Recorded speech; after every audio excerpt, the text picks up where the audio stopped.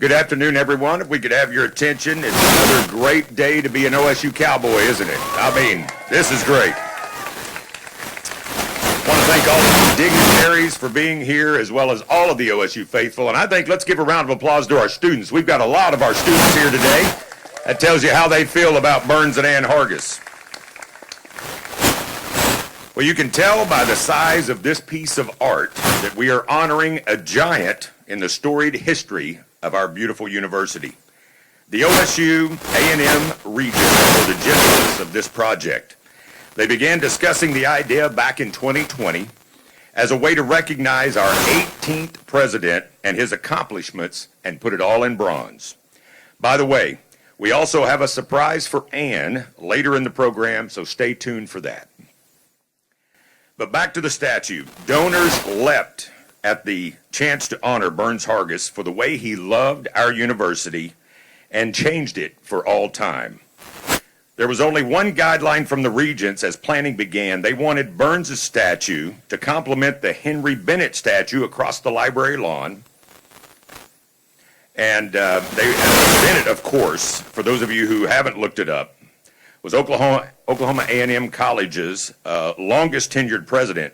He served from 1928 until 1951, and is probably best remembered for his 5-year master plan for campus development, which included the distinctive Georgian design that you see on most of our beloved buildings here on our campus, including the Edmund Lowe Library and the surrounding grounds. When Burns heard about this project, as you can imagine, he no doubt protested, but to no avail. He went to his friend, finally, artist and sculptor Mike Larsen, who made the trip from Perkins, all the way from Perkins, by the way, to be with us today. Mike is honored in the Oklahoma Hall of Fame for his artistry on canvas and in sculpture. His largest work hangs in the Chickasaw Cultural Center, but his smallest piece, perhaps, is his most famous, the official Centennial stamp for the state of Oklahoma. So thank you, Mike and Martha. They're right over there. Give them a round of applause for all that you did for us here. We can't wait to see it. We want to thank Willis Granite out of Stillwater for creating the 9,600-pound pedestal for the statue. So I don't think you're going to steal it, kids, if you're thinking about that, all right? And the Crucible Foundry in Norman, which brought the statue from concept to bronze. And as I mentioned, this statue was the brainchild of the Board of Regents. So join me in welcoming our current board chair, Gerald Callahan.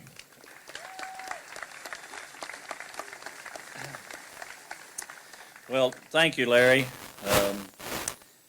There are pioneers and there's visionaries, and really those are the kind of people that we don't want to forget.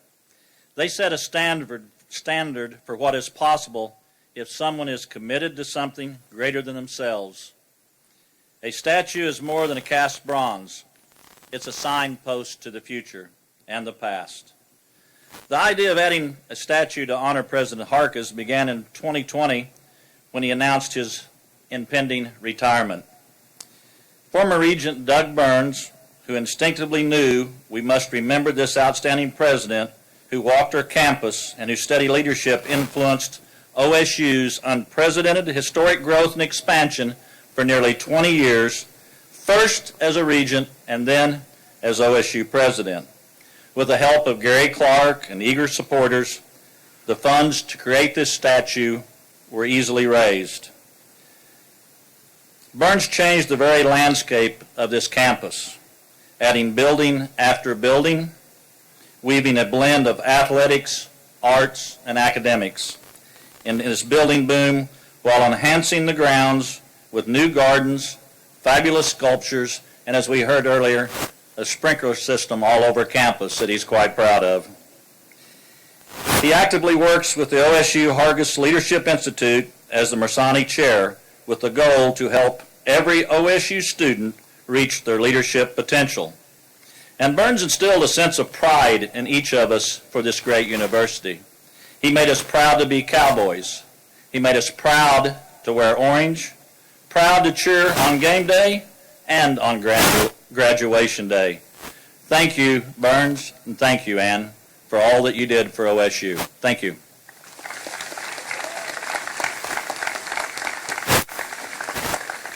Thank you so much. Now it's my great honor to introduce one of my favorite Cowboys, a guy who needs no introduction, but I will say that he also helped transform not only our campus, but he and his wife also helped transform the entire Stillwater community with the McKnight Center. So we're so proud to have one of Burns' very close friends, Ross McKnight.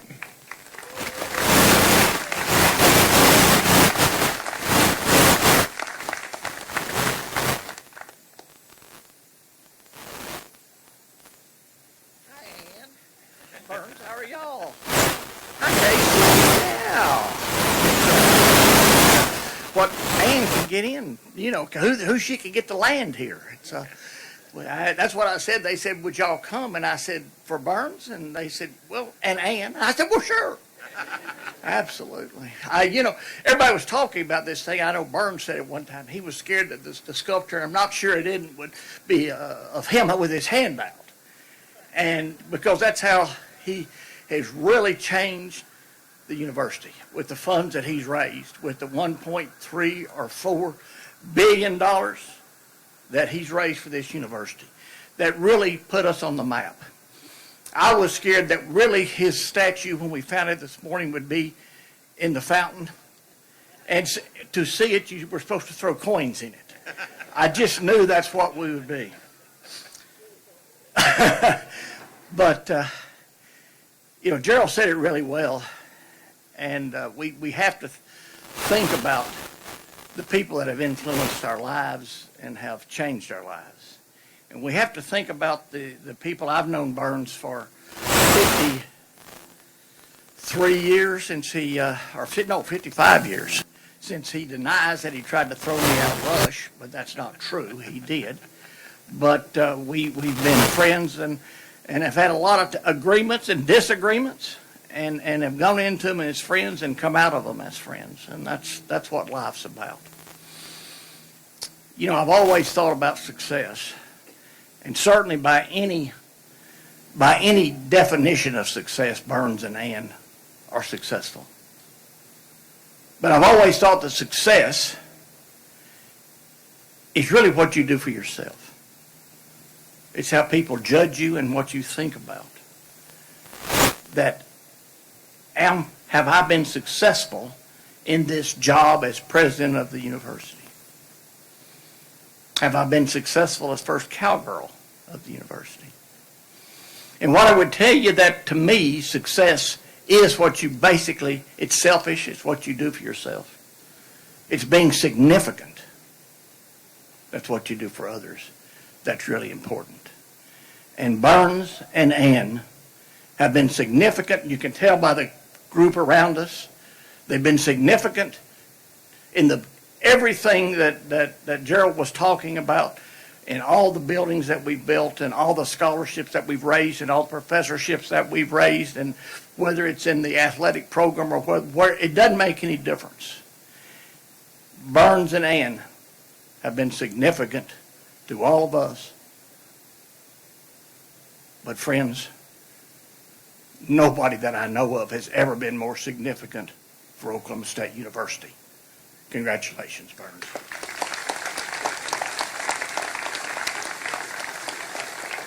Thank you, Ross. Well said. Now, the next gentleman I get to introduce, it's kind of an honor for me since I came to school here to attend the Paul Miller School of Journalism and Broadcasting. I'm getting to bring up someone that is a member of a legendary broadcasting family in the state of Oklahoma, and, of course, a longtime personal friend of Burns and his Flashpoint pal. Please welcome Kevin Ogle.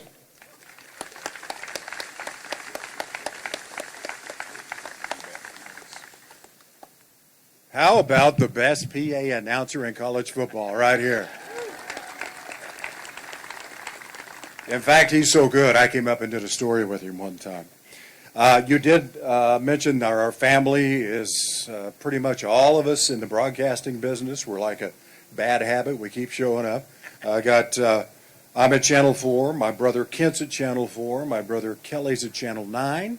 My daughter Abby is at Channel 5, and my youngest daughter, Caitlin, just started with us at Channel 4. So nobody ever knows which Ogle they're talking. You can call us anything you want, just don't call us late to dinner. And as you can tell, nobody ever did. Working with Burns, he said, you know, I'd like to know what it's like to be 6'8" sometimes. Burnsy, right there. But Burns, I came in late to Flashpoint when I was a moderator. They had been going about a year, and with Mike Turpin. And when I started, I went to Burns and I said, because he was a well-known figure in the political landscape, and I said, Burns, what's it like now? You're on the other side. Now you're TV. You're not the candidate. You're asking the questions and you're offering some advice to people. And I'll just tell you what he told me. And we're all adults here. One of Burns's favorite sayings, he said, well, I tell you, Kevin, it's like being a neutered tomcat. I said, really? He goes, yeah, you're close to the action, but in an advisory role.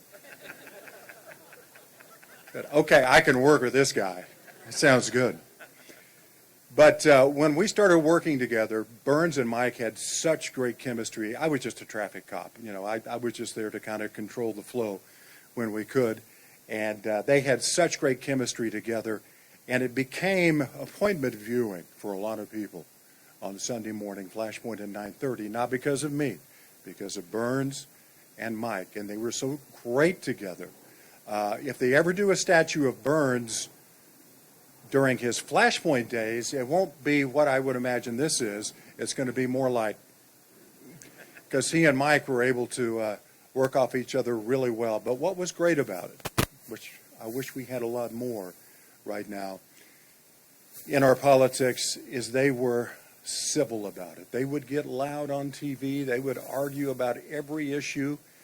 But Burns did it with dignity and with class and with fairness, and they would yell and scream at each other. Then they would go to lunch together, or they would go around the state doing their Flashpoint shtick for I don't know how many chambers of commerce, because, well, they're getting paid for it, for one thing, and the other reason is they just loved doing it, and people loved listening to them, and I did too.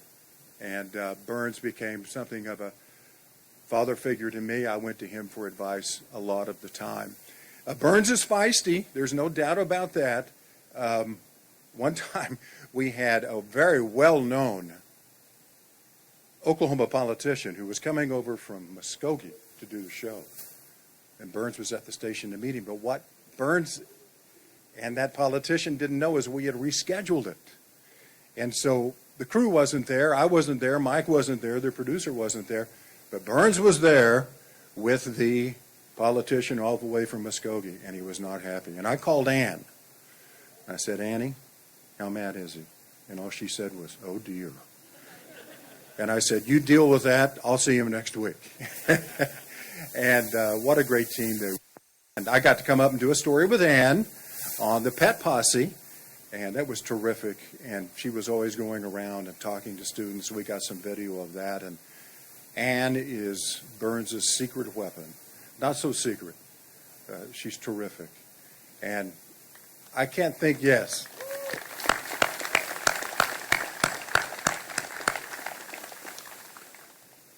I can't think of a better duo doing what they did. And I got a chance to meet Casey, Dr. Shrum, last week at the football game, and she was up there. And the same thing with Burns. They never get to sit down and watch the game. When you're up there with them, they are always working. And I thought, you know, this is a great job, but it never stops, does it? But they both have done such a great job of it, and I'm so proud of Burns. I can't wait to see the statue being unveiled here in a little bit. And my friend, you're loyal and true, and you deserve it. Thank you.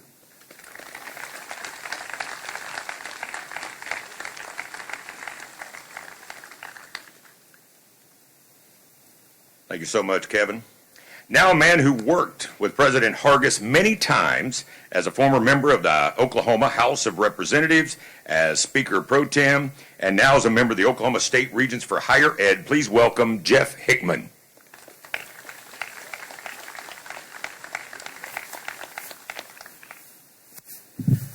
I thought if I sat next to Kevin, I'd be in the shade, but when he got up, I just realized he was only blocking the wind.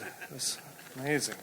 Oh, thank you all so much for being out on a warm day on campus. And Larry, thank you for that introduction. I really thought if Larry introduced me, there'd be a tunnel and smoke and all that stuff you get to run through, but I guess that's not how that works. It is an honor for me to be here, and Kevin, thank you for your remarks. You know, Mr. President, I've had the privilege a few times to sit in your chair on Flashpoint to fill in for Todd Lamb, who's simply filling in for you. Kevin has a new contract today to make sure you're back on the air regularly. But it's amazing the contributions that you have made in so many different areas. I have never forgotten the day. You may have forgotten this, Mr. President, but I have never forgotten. It was a Friday, May 11th, 2007. Regent Hargis was at the Oklahoma City National Memorial, as was I, and with a group giving a tour to New York City Mayor Michael Bloomberg. And it just so happened at the end of the evening, I happened to walk out, just the two of us, Regent Hargis and myself, and our conversation turned to the recent opening of the presidency here at Oklahoma State University.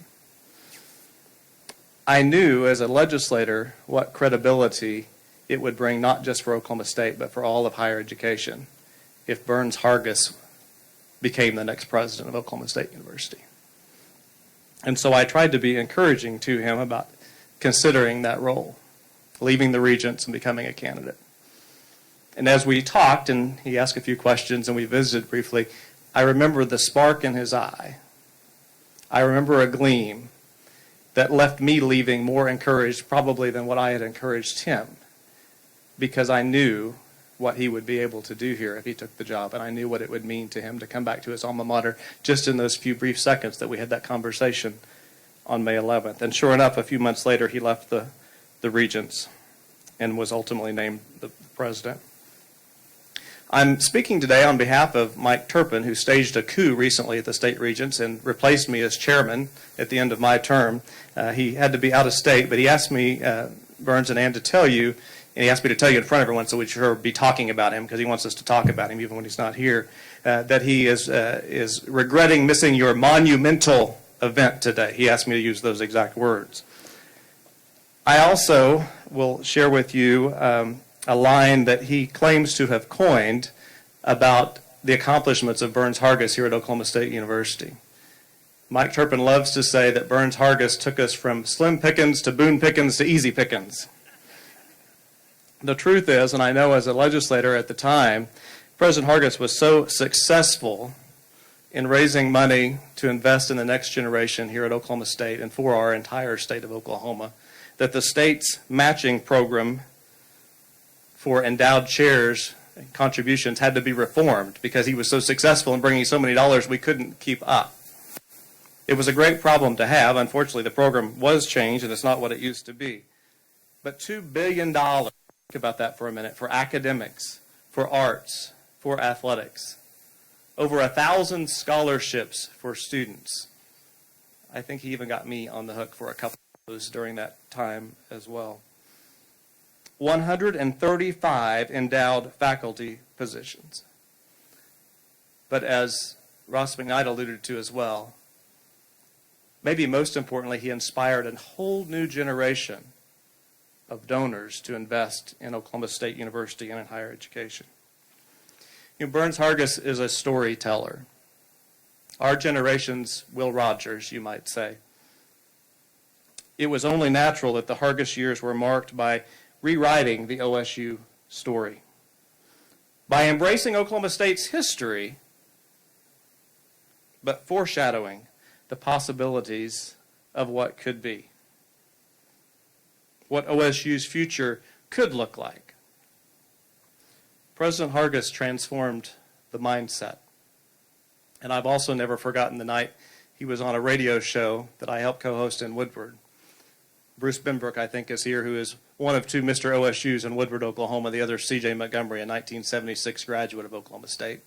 And C.J. said to President Hargis about the time he was announcing his retirement, Mr. President, most importantly, you have changed the way we think about ourselves.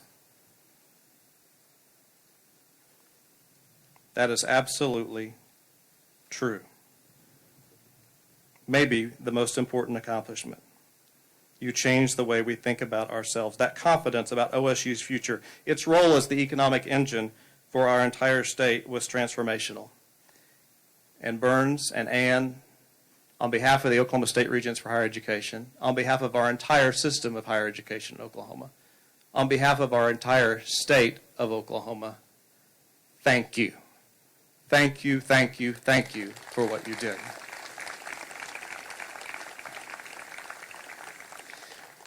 One other transformational decision that the President made during his tenure here was in 2011, when he named Casey Shrum Provost and Dean of the OSU College of Osteopathic Medicine. President Hargis then named Dr. Shrum President of the OSU Center for Health Sciences in 2013. She became the youngest and the only woman to be President and Dean of a medical school in the state of Oklahoma. But he didn't just give her the title. He let her do the job. He let her lead in that role. And under her leadership, the College of Health Sciences experienced unprecedented growth. Student enrollment more than doubled as new academic programs were established to meet the state's healthcare workforce needs. She accomplished all of this as a working mother of 6. 7 if you count Darren Shrum.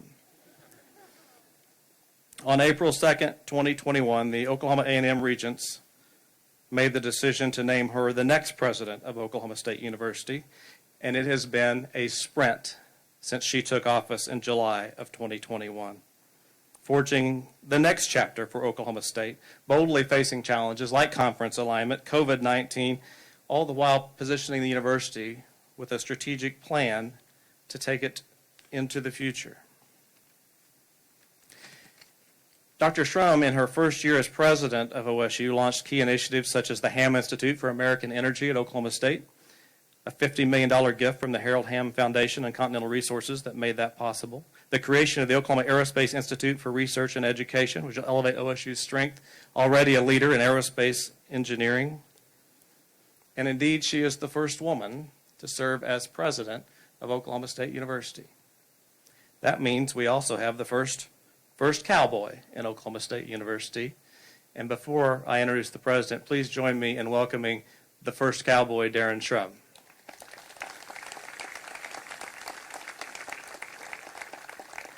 President and Mrs. Hargis laid the foundation, positioned this university for the next chapter of success, and made the transformational decision to place his trust in Casey Shrum as a leader.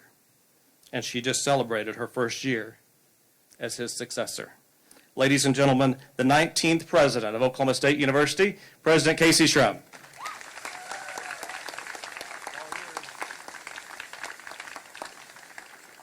Thank you, Jeff. And as I said earlier, I know I'm not going to fill Burns' shoes, and that's why I wear heels. It's great to be here with all of you, and today is a great day to honor one of the most influential presidents in OSU history. Burns, Oklahoma State University has benefited from countless improvements during your tenure. Your passion for service and for OSU is very evident. All one needs to do is look across the lawn, every corner of campus, and across the entire OSU system, from the new home of the Spear School of Business to the McKnight Center, from the Greenwood School of Music to Boone Pickens Stadium. These world-class facilities are the manifestation of the gift that you gave us. It was your passion and vision that ignited the passion of the entire OSU family to dream as big as the sky. I was reading through interviews of you, and I saw that you were once asked what advice you would give to students. And you first referenced the Boy Scout motto, "Be prepared." But then you further went on to explain that preparation coupled with passion creates results and great success. And we are deeply grateful that one of your passions was Oklahoma State University, and equally grateful for the results and success under your leadership. There are many ways that someone can be honored on a university campus, but I believe this statue is a fitting tribute to your lasting legacy. It will be a reminder of your love for OSU and a transformative presidency for generations of Cowboys to come. Burns and Ann, will you join me as we unveil the statue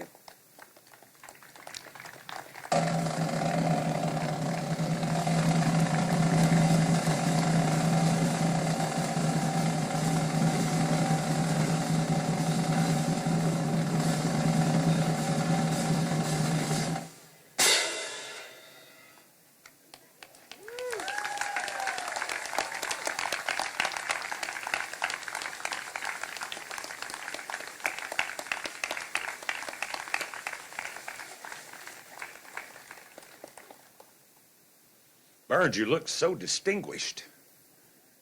That is great. Isn't that great, everybody? So, Burns, you once quipped when I asked you at the celebration of your presidency in Gallagher, Iowa, what your greatest accomplishment was, and as Mr. Callahan said, you said the sprinkler system. So, in your honor, we're going to turn on the sprinkler system. Now, that would have been a good idea. We didn't think of that. But, Burns, you've never been at a loss for words. Would you like to say a few? Let's give it up for Burns Hargis.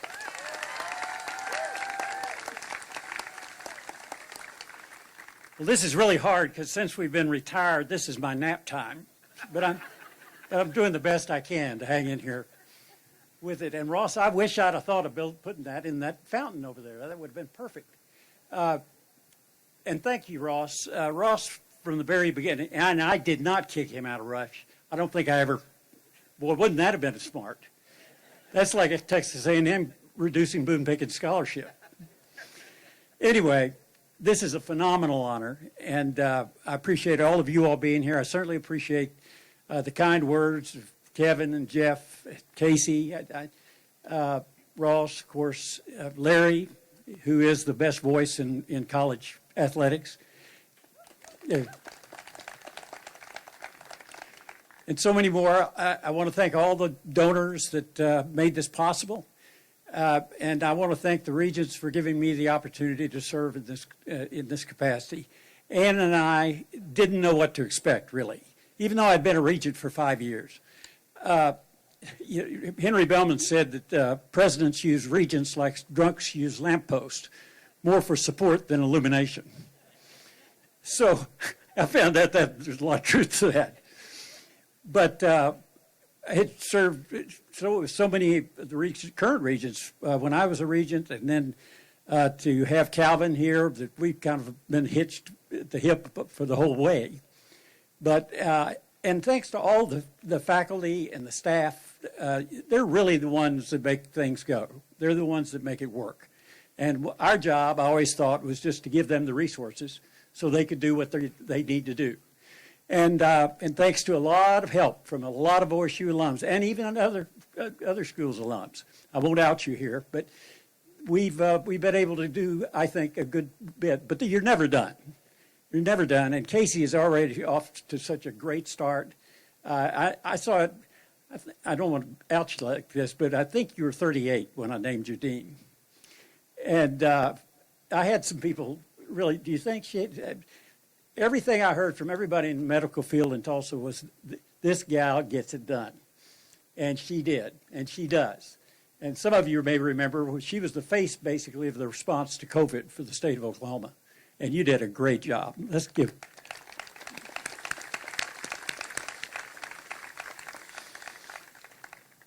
And I want to thank Ann, my magic carpet. She has lifted me in everything we've done, all through the years. It's 53. 50, yeah. See what I mean? The carpet just kind of went up a little bit. No, I do. We worked with Mike and Martha Larson. Gosh, I don't know when we started on this, but it's been quite a while. It's been a wonderful working relationship.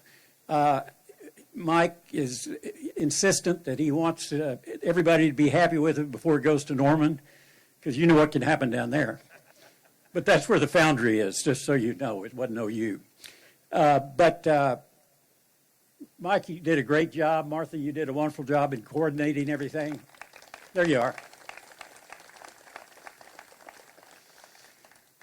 And then I guess I'd just like to say thank you to all of the OSU family, whether you're faculty, staff, whether you're alums, donors and alums, just everybody that's come together. And I know that you'll continue to coalesce behind Casey's leadership, because you're in for a real good ride, I promise. So just remember to always ride for the brand, and go Pokes.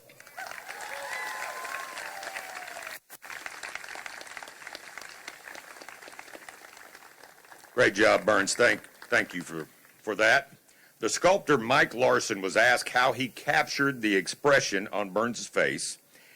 the perfect blend of strength, character, gentleness. The sculptor said that part was very easy. When he was posing for the statue, you see, he was looking at Anne. That's pretty sweet.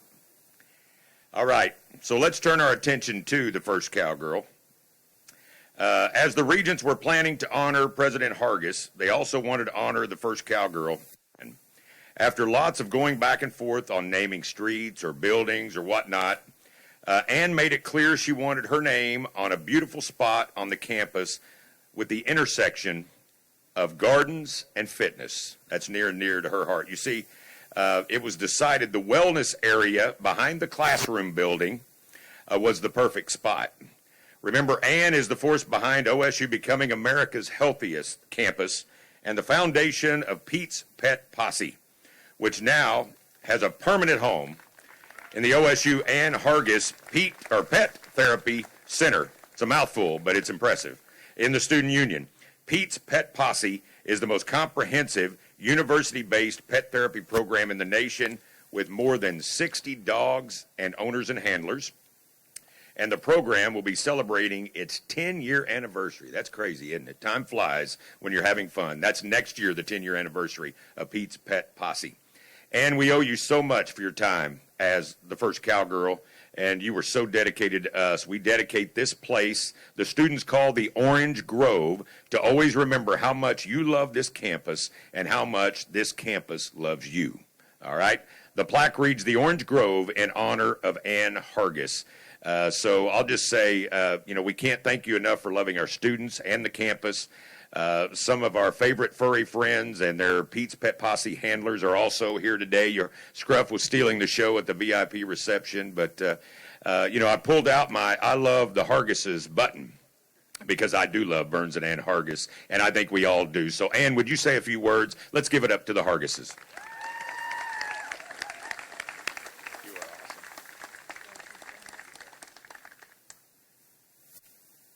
Oh, my goodness. Okay, first of all, the hat came from the OSU bookstore. Anybody interested in the hat? So thought I'd give the bookstore a plug. And also, just to give you a little background on how the Orange Grove was established, because I love the way OSU works with students. Thank you, all students, for being here on a Friday afternoon in 100-degree weather. Years ago, many students came to campus with hammocks, and they were using hammocks all over campus and harming some of the beautiful young trees we had here.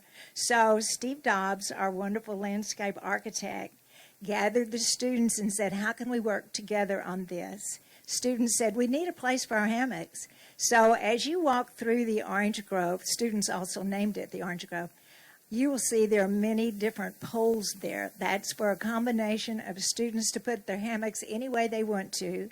There's also I don't say zip line, it's a straight, what do you call it when you walk a tightrope? A what? Slack line. A slack line for tightrope walking. And there's a swing, and then there is the world's largest hammock, which will hold up to 36 people in the hammock. So again, it's designed for the students in mind. There are places for student art to be displayed. And almost any time you walk this campus, you will see either families in the hammock or students studying or just taking a little R&R. So it is definitely my pleasure to be part of this park, to be named in honor of it, and also knowing that the park overlooks the statue of Burns Hargis. And I want to say one other thing about Burns Hargis. Our family is here, and I see some of our children and our grandchildren, all three grandchildren are here. And our youngest grandchild, Oliver, was here in March of 2008. And we were walking the campus, and he was just such a perceptive little child. He would look at the Henry Bennett sculpture, and his mom and dad put him up on the sculpture just to have his picture taken. And in his little mind, he just imitated what Henry Bennett is doing right over there. He stood just exactly like him. So I'm looking at the statue of Burns, and what it says to me, Mike Larsen, is if everybody would just put their hands on their hips in such a way, take a deep breath, and look around this beautiful campus, remembering how you got here, what all you have accomplished, breathe a sigh of relief, put a little smile on your face, and just think of the possibilities. And that's what this statue says to me. So I hope you enjoy it all. Thank you for being here, and we love you. Thanks.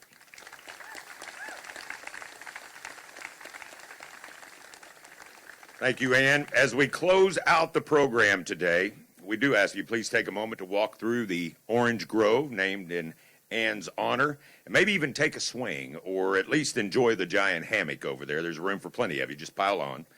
I just want to say that, Burns and Ann, you really put your brand on the OSU brand, and that brand was success, and it continues to this day. So thank you for everything that you've meant and continue to mean for Oklahoma State University. So as we close out, we want to celebrate in true OSU fashion. We've got the Cowboy Marching Band here. They're ready for tomorrow. We hope we'll see you all at Boone Pickens Stadium tomorrow. Thanks to Pistol Pete, some of our Spirit Squad for being here. But let's all let the band take us out. All right.